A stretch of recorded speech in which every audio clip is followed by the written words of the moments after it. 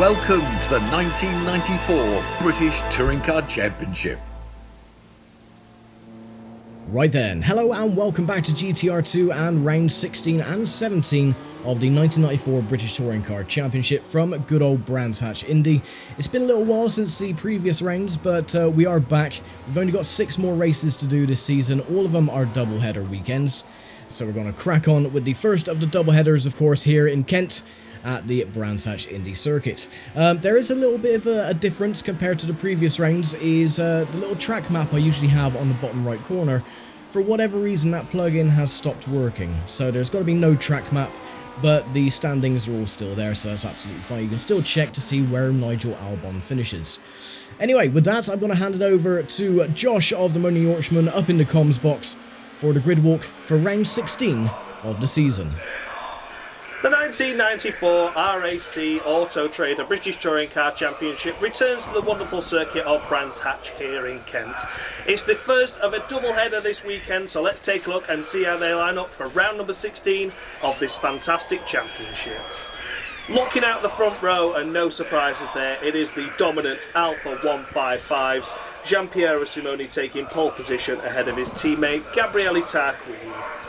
Lining up in third place is Jeff Allen in the first of the Vauxhall Cavaliers, and alongside him is his teammate in John Cleland. An impressive qualifying for Julian Bailey in the first of the Toyota Carina sees him ahead of the first of the Ford Mondeos in Andy Rouse. Row number 4, it's Will Hoy in the second of the Toyota Carinas, and alongside him, first of the Renault Lagunas in Tim Harvey. Steve Soper starts row number 5, he's got Alan Menu alongside him for company. And on row number 6 we have Paul Rodisage in the second of the Ford Mondeos alongside the first of the Volvo 850 Estates in Dan Bartlett. Row number 7 we come to Patrick Watts, and alongside him is the second of the Volvo 850s in Rickard Rydell. Row number 8, first of the Independents in James Thompson, and he has Joachim Winkelhock alongside him for company. It's an all Nissan row 9 with Keith O'Dore ahead of his teammate Tiff Needell. And on row number 10 we come to Eugene O'Brien and James Kay, a second of the Independents. Row 11 sees Jan Lammers in his 850 Estate, alongside him Jeff Steele in the Independent BMW.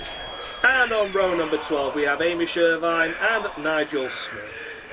Row number 13, and on the final row of the grid we come to Chris Goodwin in his privateer Vauxhall Cavalier, and he has Nigel Albon alongside him for company in his privateer Renault 19. Now all that's left for me to do is to hand you back over to Dan for the race start and race commentary. Great stuff. Thank you very much, and Josh, for the lovely grid walk as always. As you can see, it is an Alfa Romeo 1.2 and a Vauxhall 3.4. Everyone else is sort of mixed in between. I'm quite chuffed actually for starting in the mid-pack. I didn't expect to start where I am currently, ahead of the other 2 Volvos. But yeah, hopefully it should promise to be a very, very good race. All the independents, of course, starting near the back. But yeah, hopefully this race should be an absolute cracker, getting back on the road again after a few months away. Still just a shame though that the track map does not work. But anyway, let's get the standings up on screen. 32 laps ahead of us then, and round 16 is underway.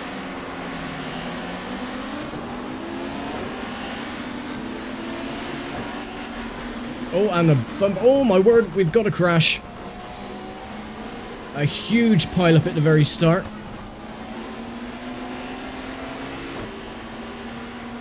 Hopefully they might be able to clear the track before we all make it back for the next lap.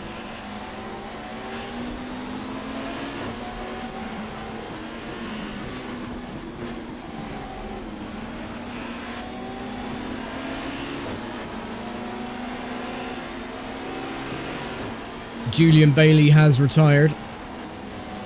I think that is the first big crash we've had this entire season. Oh, no, get off the dirt.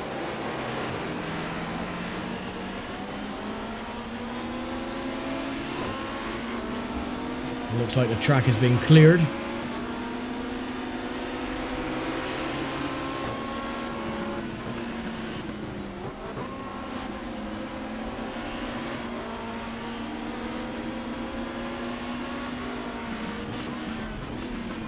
So Simone leads the way at the moment. Ahead of Gabriele Tarquini. And then the two Vauxhalls behind of Jeff Allen and John Cleland. And Andy Rice in the Ford Mondeo in 5th.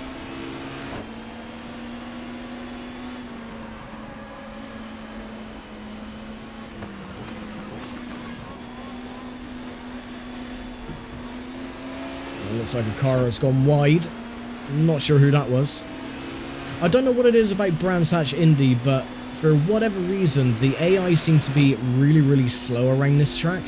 For this weekend, I've actually put the aggression and the difficulty up to 120%, which is a maximum you can go, and the AI still seem really, really, really sluggish. I mean, I can catch up to them with absolute ease, so I don't know what's going on. Oh, apart from me going wide.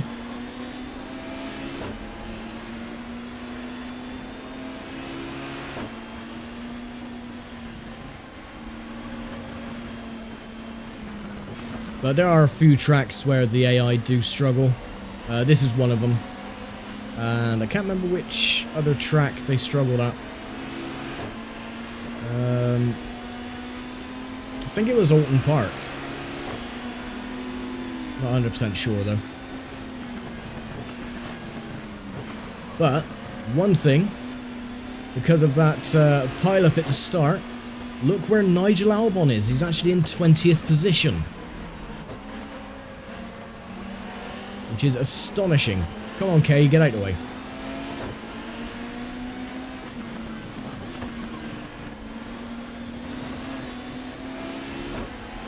We've got Tiff Nadell ahead as well.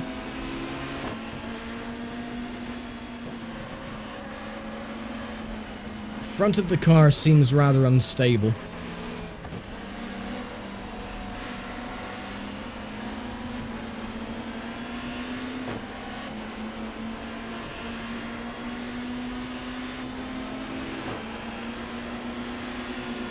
But yeah, you can see when the CPU drivers, they go into Paddock Hill Bend, they slam on the brakes and they're really, really slow.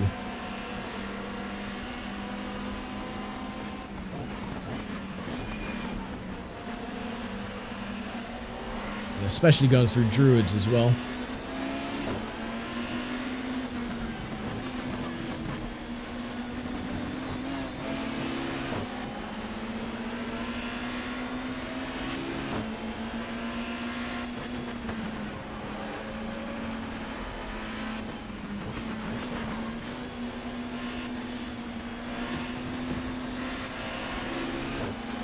BMWs actually aren't really doing that well either. You got Jochen Winkelhock currently in 10th. So, you know, they're usually at the pointy end. You got Steve Soper only in 8th place.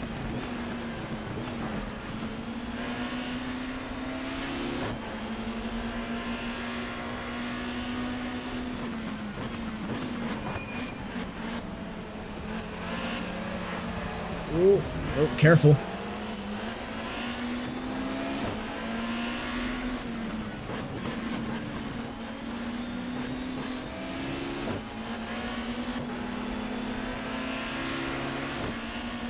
Jeff Allen now has the fastest lap time.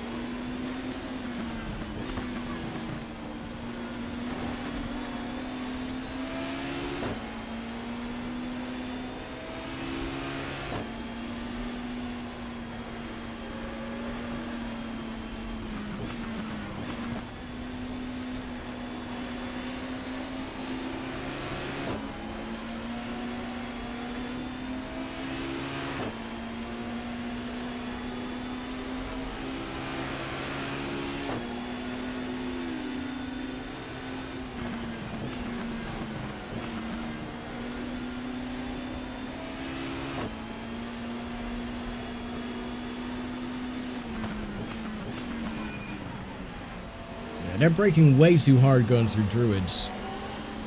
So, again, I have no idea why the AI are so slow around certain tracks. I think they were a little bit slower as well around Knock Hill.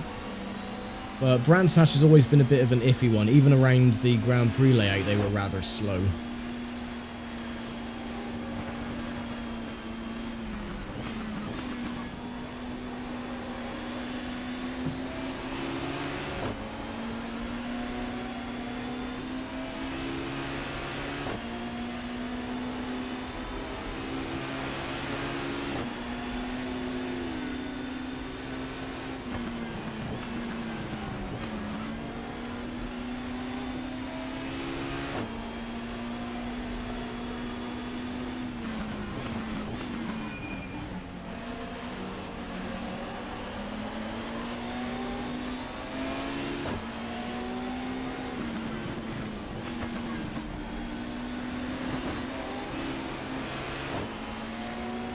We're actually encroaching on Winklehawk,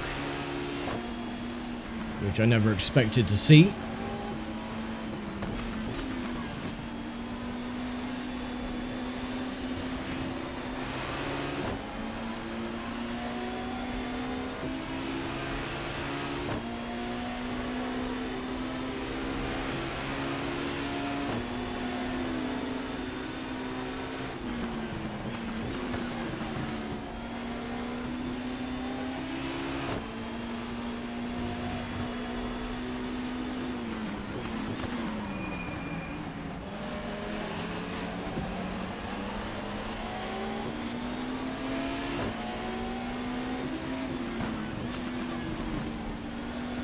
More cars going wide.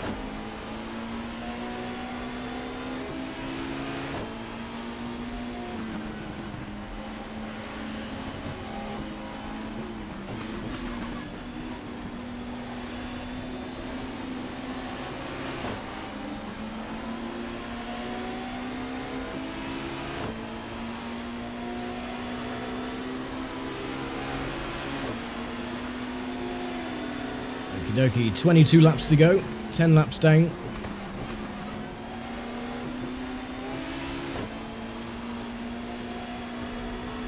Oh no, look who's retired. Nigel Albon is out of the race.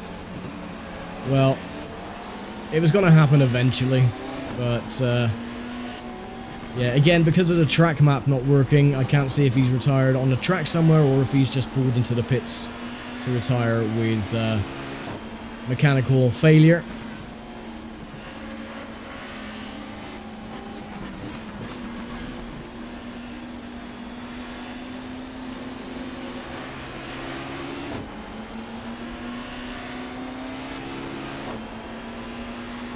We're actually gaining on Simone and Tarquini as well, so I think these two races here at Brands Hatch are going to be my biggest opportunity to actually get race victories, because the AI are just going way too damn slow,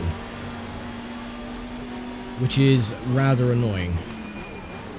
Especially that I've put all the, you know, the difficulty up to as high as it will go, 120%.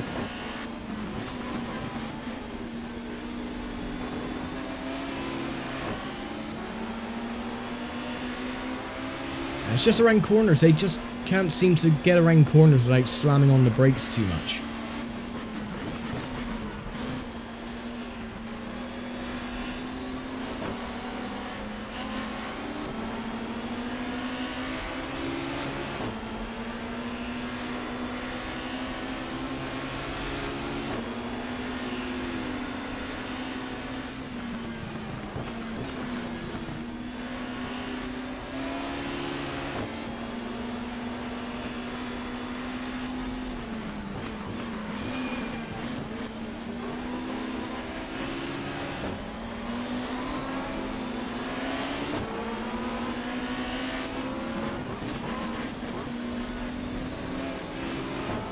There must be a problem for John Cleland as well, because he's dropped right back.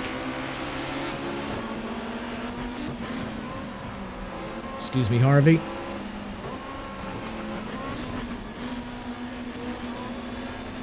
Ooh. Well, that's what usually happens when you tend to barge up on the inside going through clearways and you end up going off into the gravel, so... Oh well.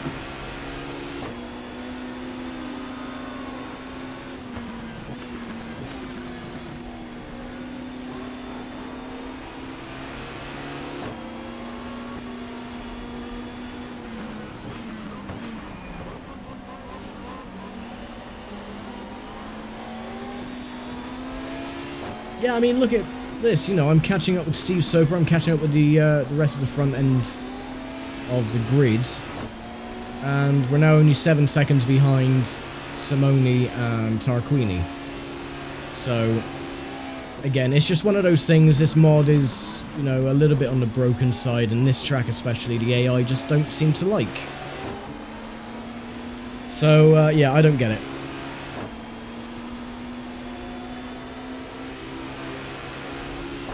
So, with that, I am just going to floor it and see if I can get a race victory.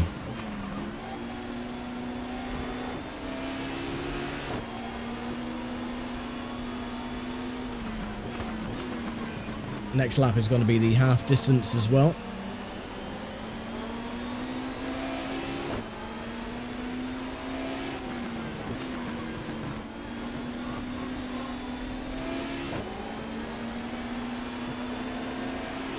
Yeah, some corners they go too wide. I think that's what's slowing them down.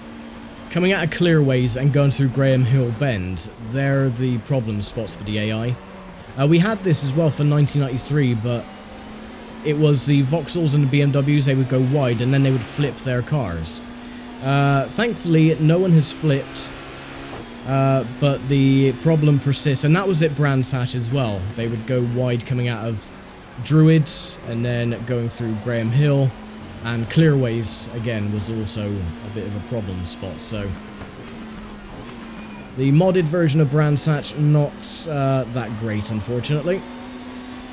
And see, they keep going wide onto the grass. And again there. So... Oh well. Tarquini, though, has taken the lead.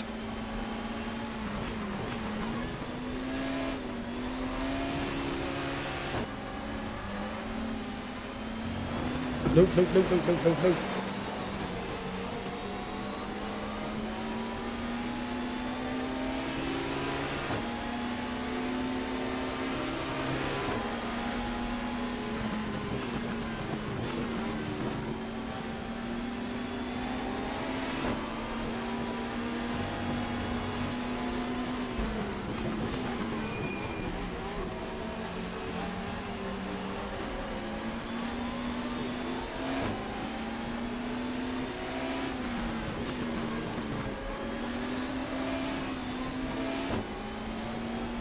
Right, so only the 2 retirements so far is one of the... I think that was the Toyota behind, or it could have been Steve Soper going wide onto the grass again.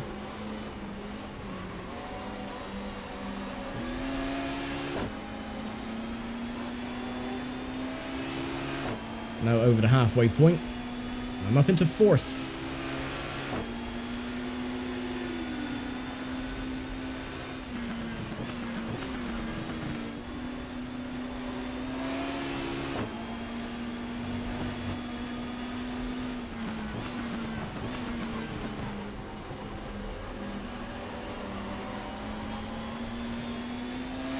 Yeah, see, I'm encroaching on the top 3, hand over fist.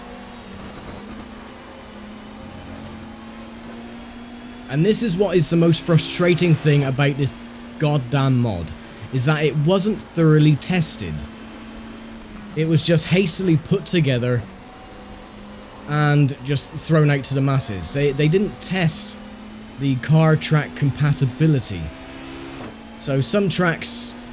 the AI are really, really competitive and they give you a run for your money, but others, they're just slow as all hell.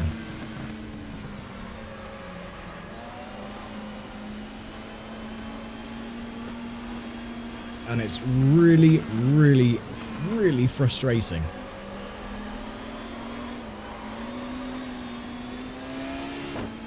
We're coming up to back markers as well, so that's going to make things really interesting.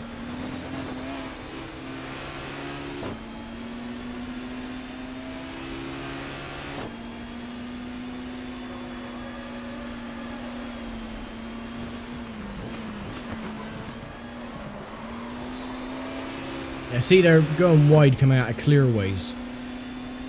So that's just slowing them all down.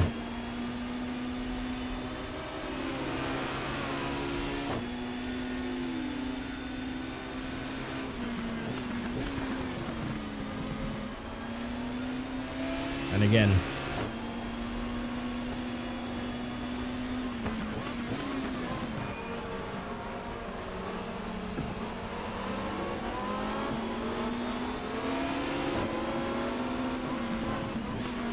Alright, get past Goodwin. Give my lights a bit of a flash. Right away.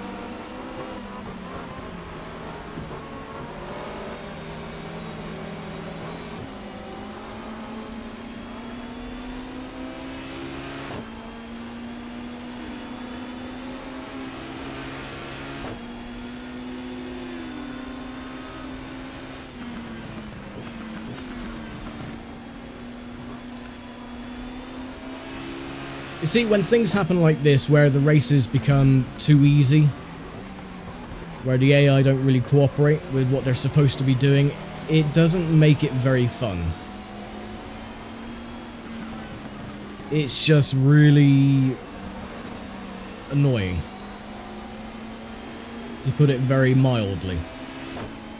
And the thing is, like I said, this mod, yeah, it may look the part, but I mean, it certainly isn't the best. It's broken beyond all reasonable doubt. See, the alphas have gone wide again, going through clearway, so I'm just gonna draft Tarquini.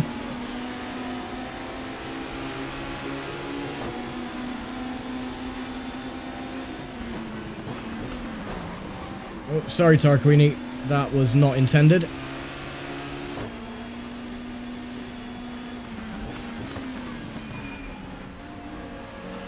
So yeah, this is why I am not doing 1995. This is why I refuse to do anything else. Once 1994 is done, I will not be revisiting this mod.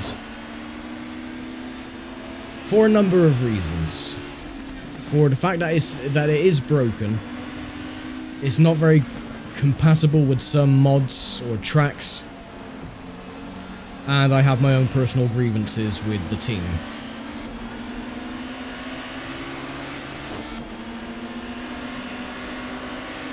But I've already explained that and I won't be going into that again. No, brake! Damn it. Why are they braking so bloody hard?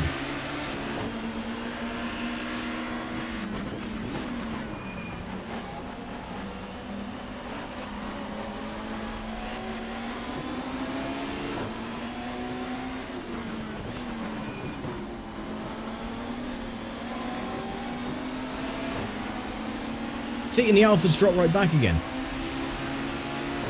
Oh my god, this is bloody annoying. Oh.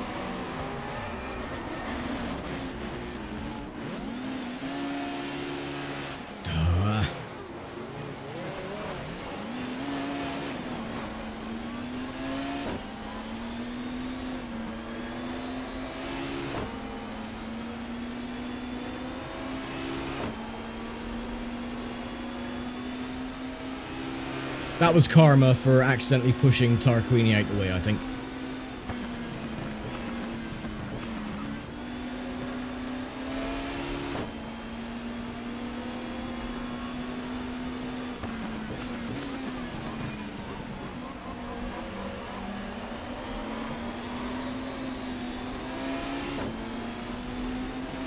Steve Soper, he's come out of nowhere.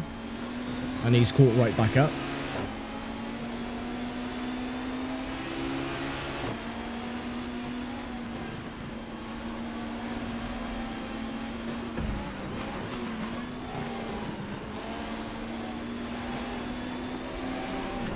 Oh, will you move?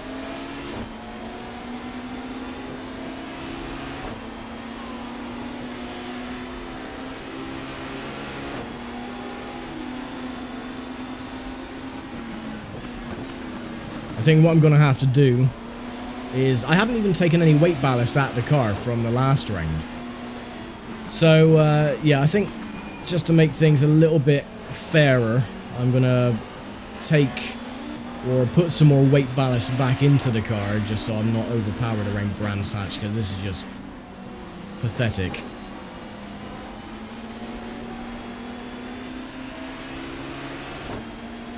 Usually I have a right ding-dong battle with like the midfield, and it's really enjoyable, but this is anything but. This is embarrassing.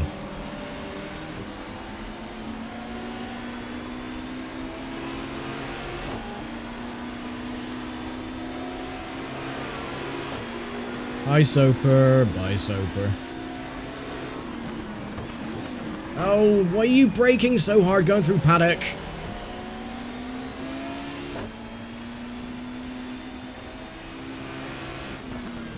You don't have to brake that hard going through Paddock Hill Bend. I don't get why the AI are braking so hard around every sodden corner. Or going wide around every corner. I mean, look. The Peugeot was absolutely fine. You could have taken that line around Graham Hill Bend with no problem at all. But no, for whatever reason, they just go straight off into the grass.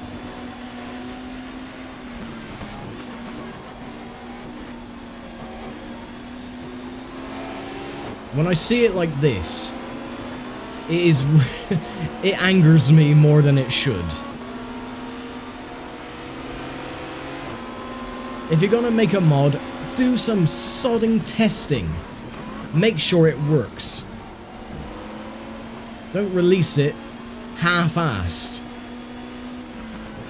Expect everyone else to bloody fix the bugs for you. Do your bloody job as a mod creator. And make sure you release something that at least works.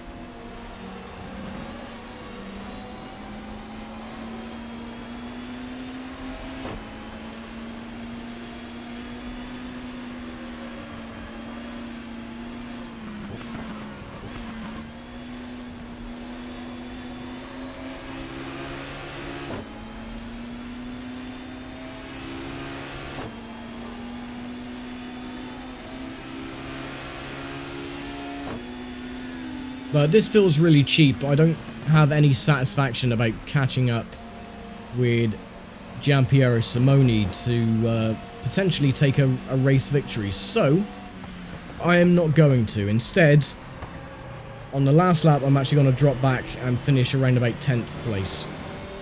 And then I'll add some weight ballast back into the car, and hopefully it'll be more balanced for race number 2, because this is just annoying.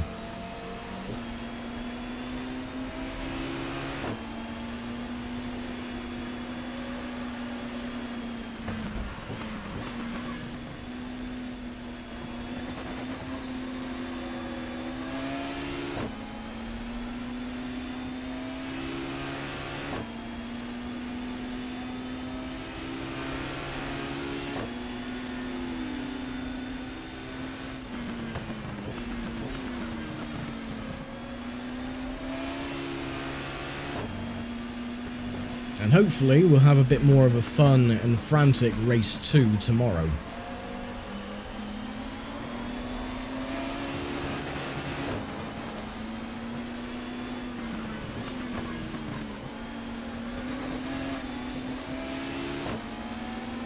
Come on, Simoni, get a move on.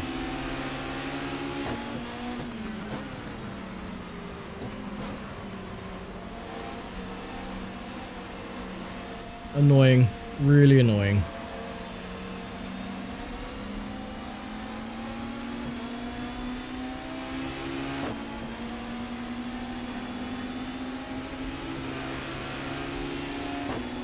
Alright, lap number 30. 3 to go.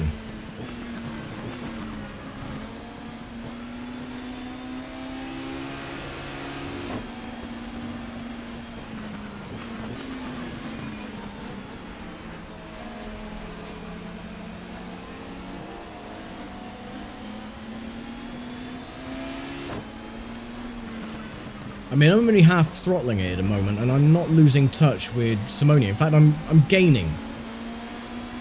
Oh my word.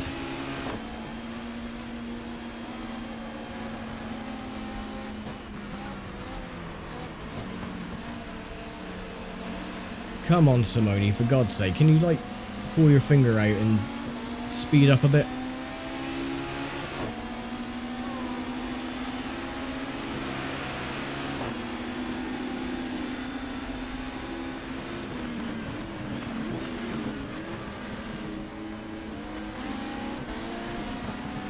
Right, so I'm just going to wait. I'm going to finish... I'm going to finish where I started, so I'm going to drop back to 12th place, because, again, I'm not getting any satisfaction with being right up at the front end. I want to really fight for it, and I'm not doing anything. I'm just literally half throttling it, and I'm still catching everybody. So, come on. Come on. Oh, a couple of cars have gone into the pits.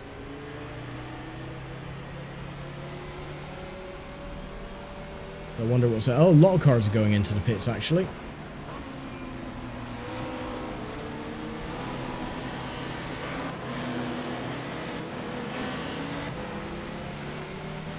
Ugh, my word.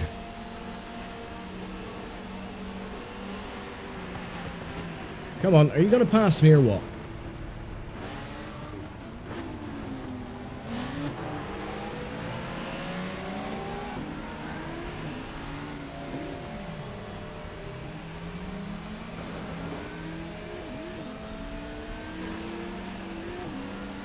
So I don't know what the hell's going on here. I mean, why are people pitting?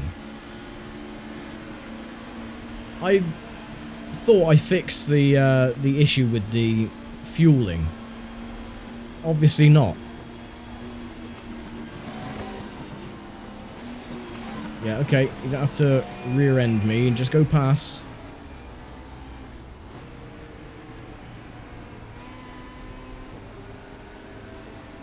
Come on, I want to drop down to 12th place, please.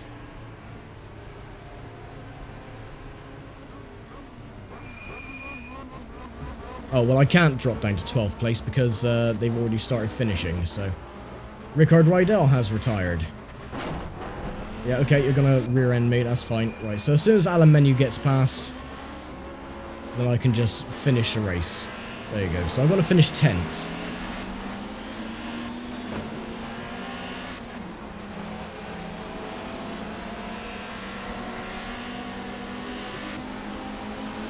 Oh, man. Yeah, something drastically needs to be sorted out with Brands Hatch, I think. Again, why people are pitting, I have no idea. Why are they going so slow here?